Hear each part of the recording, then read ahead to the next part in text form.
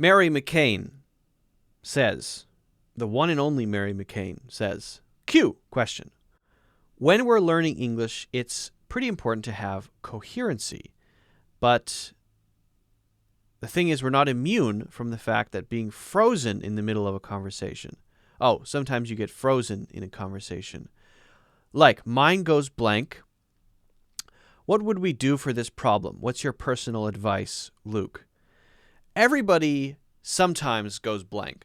So that's not a language problem only, just a human brain problem. If I don't drink enough coffee, sometimes people ask me questions and my mind is blank. It happens.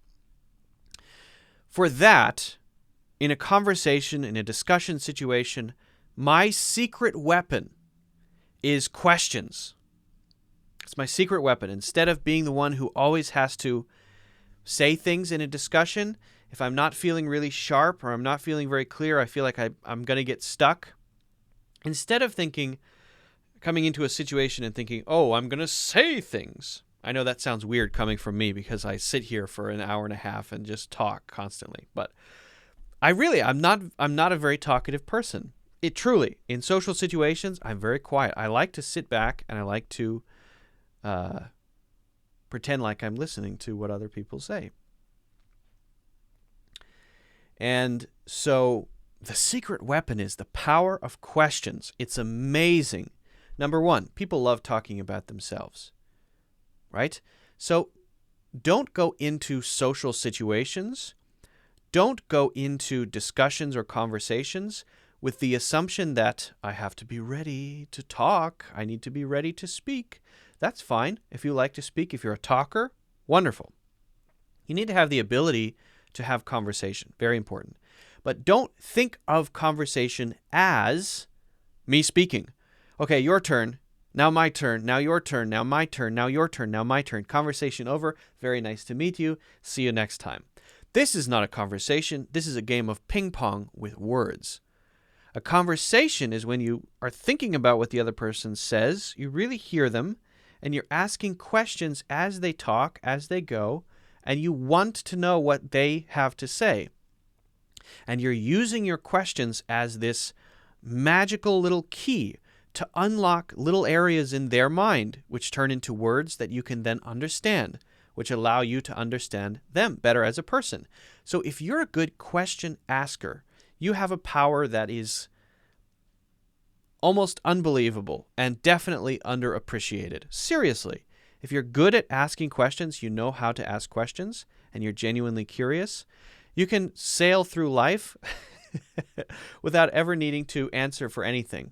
You can say, well, what do you think would be the best way to deal with this?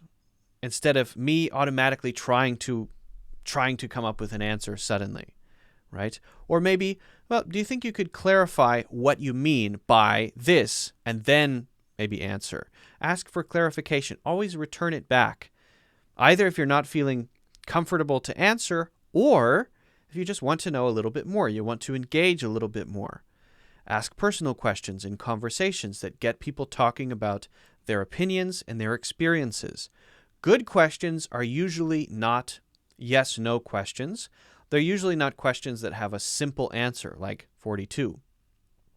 They're usually questions that get the gears moving in another person's mind, questions that get them thinking, that get them to want to share something. These are good questions. So that would be my first piece of advice if you're feeling not totally sharp and clear, which happens to the best of us. I think the real question here is,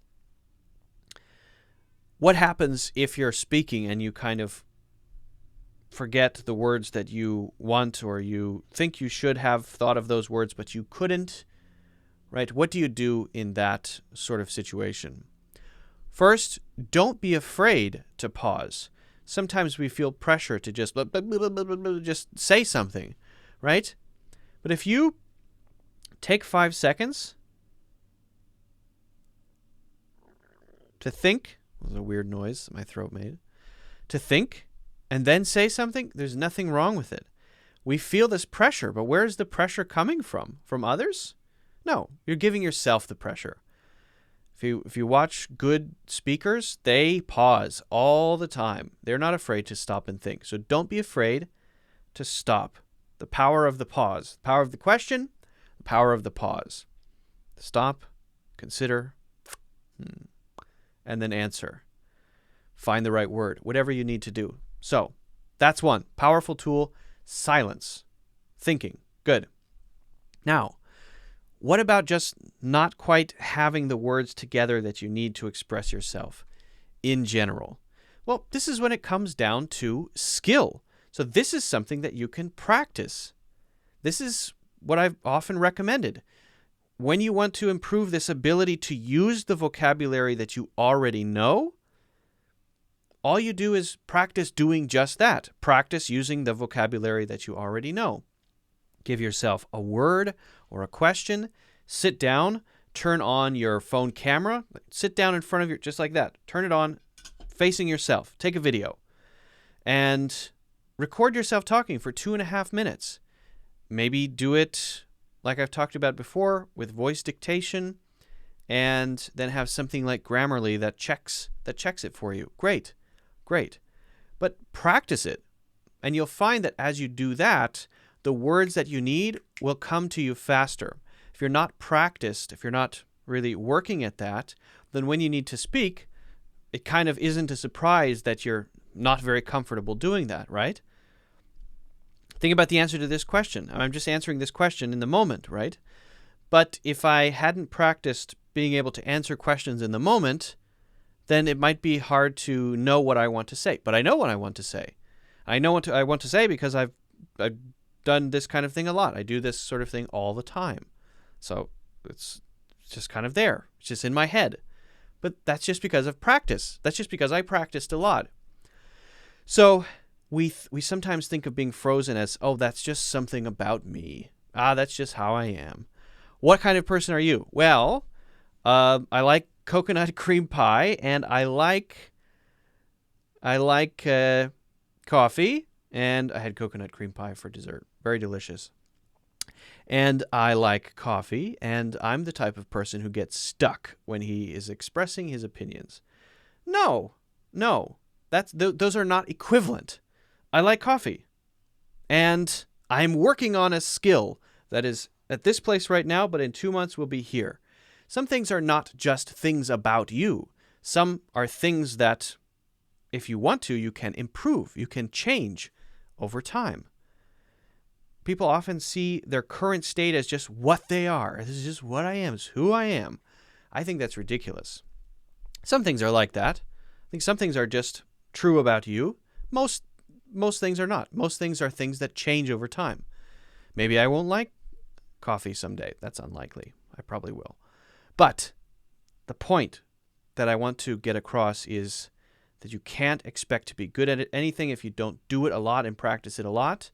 And being able to put your words together in the moment in a conversation is a skill, just like anything else, just like being good at tennis or rollerblading or baking.